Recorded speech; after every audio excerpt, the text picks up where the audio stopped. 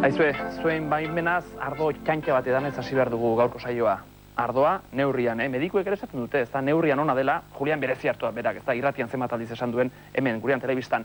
Otorduetan baxuerdi pare bat ardo ona, ezue, osasunerako mesede, baina ardo ona den txarra den antzematen baldakigu, guk uste bai asko dakigula, baina zenbateraino dakigu horretarako daude ikastaroak.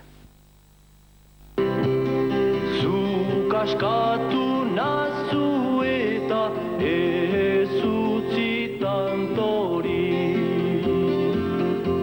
Gustatzen zaizki denak.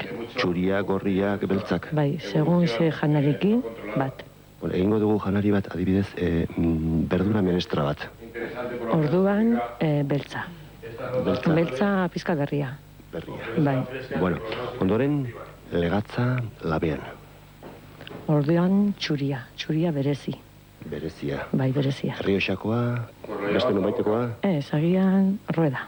Rueda. Bai. Bueno, eta amaitzeko, txuleta dar bat, txuleta. Horrekin zer? Orduan beltza, baino reserva.